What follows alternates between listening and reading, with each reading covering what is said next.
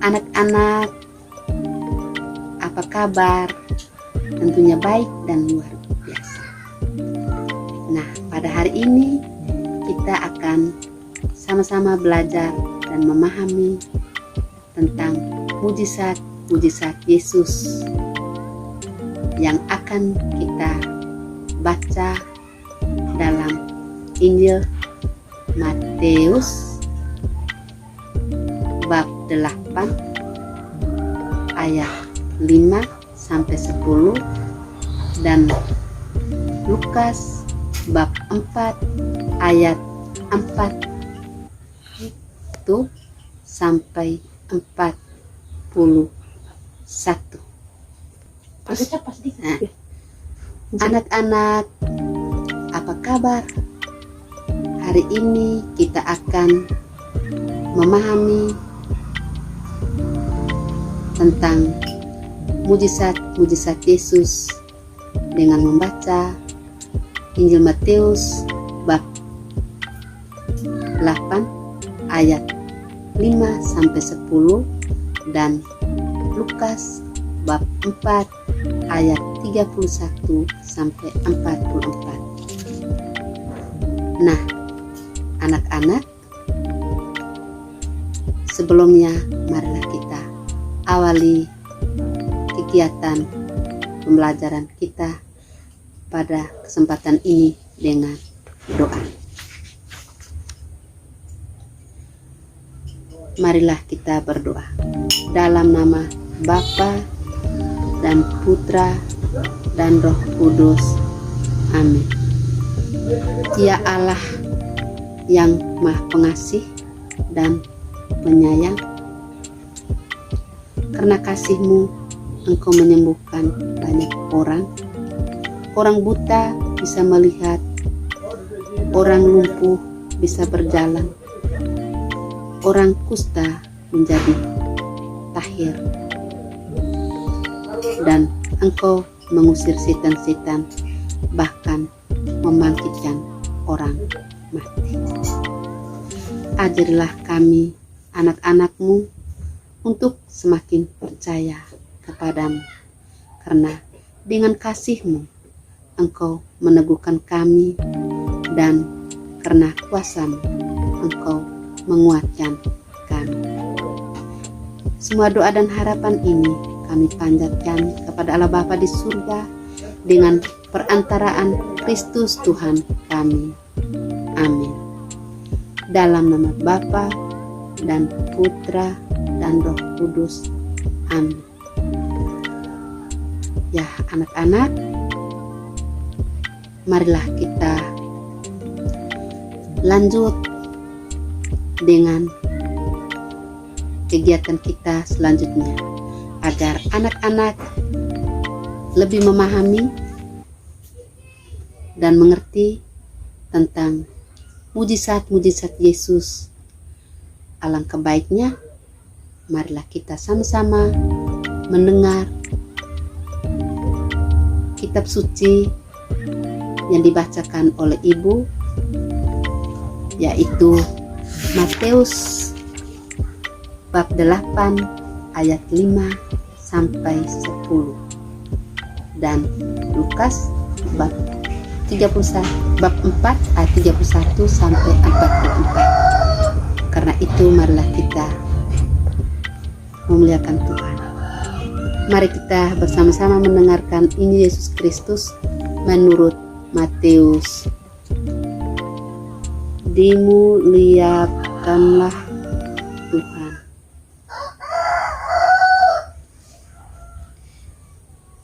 Yesus menyembuhkan hamba seorang perwira. Ketika Yesus masuk ke Kapernaum, datanglah seorang perwira mendapatkan dia dan memohon kepadanya, "Tuan, hambaku terbaring di rumah karena sakit lumpuh dan ia sangat menderita." Yesus berkata kepadanya, "Aku akan datang menyembuhkannya." Tetapi jawab perwira itu kepadanya, "Tuan, aku tidak layak menerima Tuan di dalam rumahku. Katakan saja sepatah kata, maka hambaku itu akan sembuh. Sebab aku sendiri seorang bawahan, dan di bawahku ada pula prajurit. Jika aku berkata kepada salah seorang prajurit itu, 'Pergi,' maka ia pergi, dan kepada seorang lagi, 'Datang,' maka ia datang, ataupun kepada hambaku, 'Kerjakanlah ini,' maka ia mengerjakannya." Setelah Yesus mendengar hal itu, heranlah ia dan berkata kepada mereka yang mengikutinya, "Aku berkata kepadamu, sesungguhnya iman sebesar ini tidak pernah aku jumpai pada seorang pun di antara orang Israel." Kemudian Yesus pergi ke Kapernaum, sebuah kota di Galilea, lalu mengajar di situ pada hari-hari Sabat. Mereka takjub mendengar pengajarannya, sebab perkataannya penuh kuasa. Di dalam rumah ibadat itu ada seorang yang kerasukan setan, dan ia berteriak dengan suara keras, "Hai engkau Yesus orang Nazaret, apa urusanmu dengan kami? Engkau datang hendak membinasakan kami? Aku tahu siapa engkau, yang kudus dari Allah." Tetapi Yesus menghardiknya, katanya, "Diam, keluarlah daripadanya." Dan setan itu pun menghempaskan orang itu ke tengah-tengah orang banyak, lalu keluar daripadanya dan sama sekali tidak menyakitinya. Dan semua orang takjub, lalu berkata seorang kepada yang lain, katanya, "Alangkah hebatnya perkataan ini, sebab dengan penuh wibawa dan kuasa ia memberi perintah kepada roh-roh jahat, dan mereka pun keluar." Dan tersebarlah berita tentang dia ke mana-mana di daerah itu. Kemudian ia meninggalkan rumah ibadat itu dan pergi ke rumah Simon. Adapun ibu mertua Simon demam keras, dan mereka meminta kepada Yesus supaya menolong dia. Maka ia berdiri di sisi perempuan itu, lalu menghardik demam itu, dan penyakit itu pun meninggalkan dia. Perempuan itu segera bangun dan melayani mereka. Ketika matahari terbenam, semua orang membawa kepadanya orang-orang sakitnya yang menderita bermacam-macam penyakit. Ia pun meletakkan tangannya atas mereka masing-masing dan menyembuhkan mereka. Dari banyak orang keluar juga setan-setan sambil berteriak, "Engkau adalah anak Allah."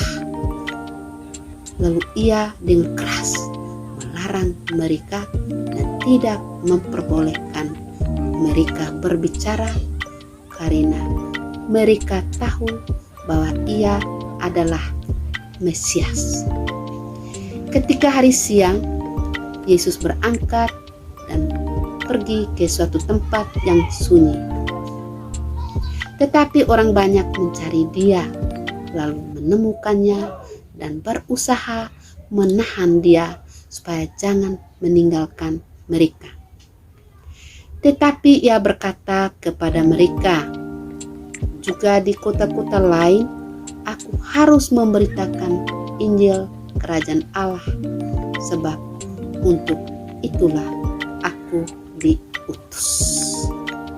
Dan ia memberitakan Injil dalam rumah-rumah ibadat di Yudea. Demikianlah Injil Tuhan kita. Terpujilah Kristus. Nah, anak-anak, kita sudah bersama-sama mendengarkan bacaan Injil tentang mujizat-mujizat Yesus yang diambil dari Matius bab 8 ayat 5 sampai 10 dan Lukas bab 4 ayat 31 sampai 44.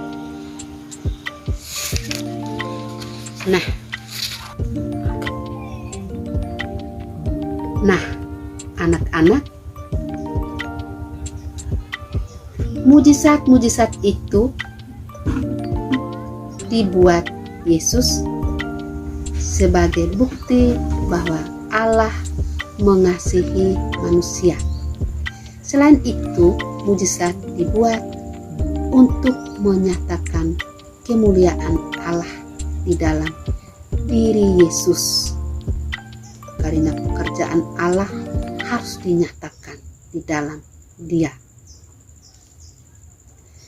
Dengan kuasa dan kasih-Nya, Yesus menyembuhkan banyak orang dari berbagai macam penyakit, mengusir setan, bahkan menghidupkan orang mati seperti yang kita anak-anak biasa dengarkan. Yesus membangkitkan Lazarus yang mati sudah 4 hari berbaring di dalam kubur.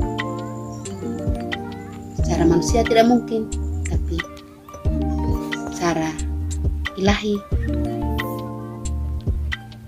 tidak ada yang mustahil bagi Tuhan.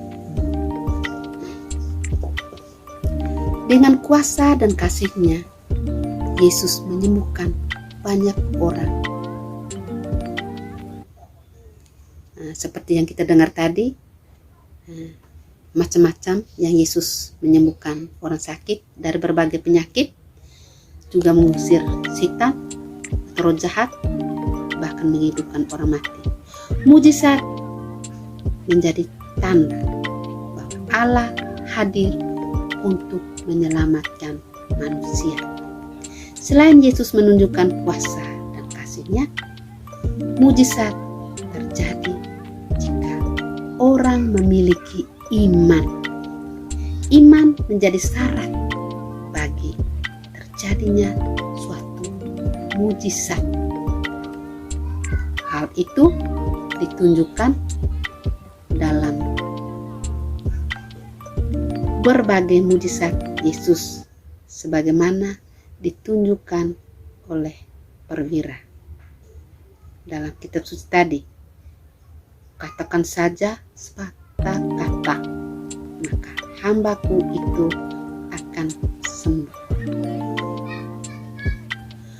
Oleh karena itu, imannya itulah hamba perwira menjadi sembuh.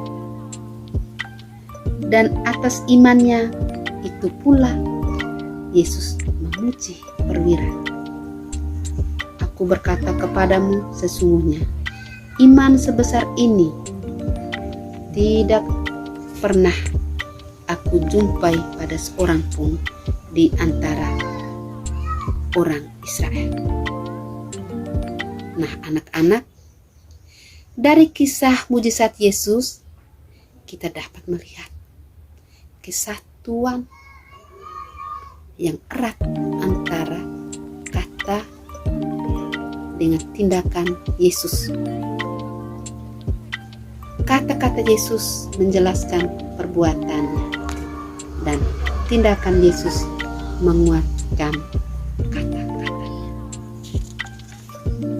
Jadi baik anak-anak, kalau ibu tanya, mengapa Yesus mau menyembuhkan orang-orang sakit dalam Injil tadi, mau mengusir setan dalam Injil tadi?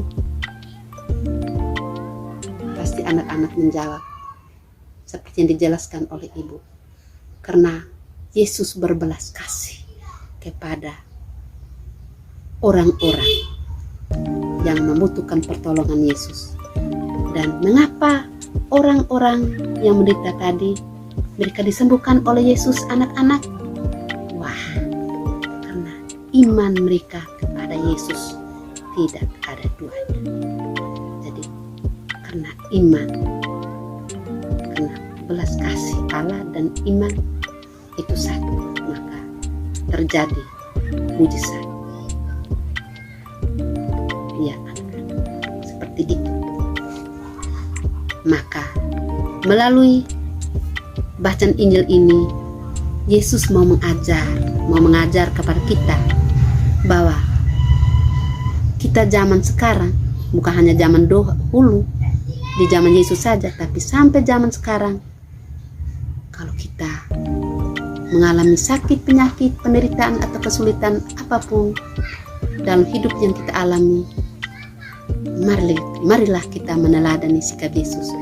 Kita lari kepada Yesus, kita memohon pertolongan kepada Yesus, kita percaya kepada Yesus bahwa Yesuslah yang menyembuhkan kita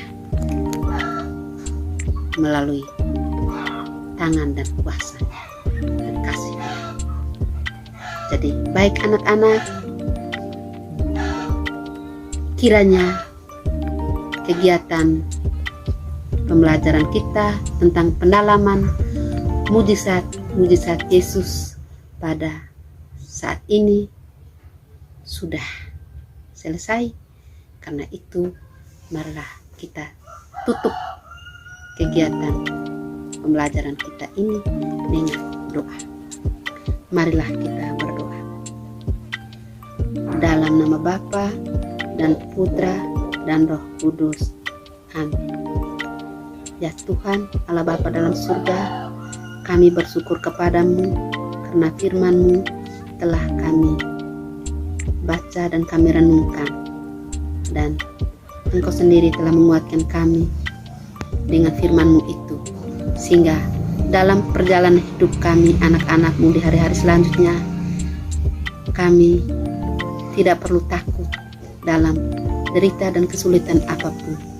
Kami percaya Engkau datang menyertai kami, menyembuhkan kami, dan menuntun kami untuk selalu percaya dan bersatu denganmu untuk selamanya. Semua doa dan harapan ini kami panjatkan dengan perantaraan Kristus Tuhan kami. Amin. Dalam nama Bapa dan Putra dan Roh Kudus. Amin. Jadi baik anak-anak, dengan demikian kegiatan singkat kita pada saat ini sudah selesai. Mari kita tutup kegiatan kita ini dengan doa. Sudah selesai, maka selesailah kegiatan kita. Sayonara.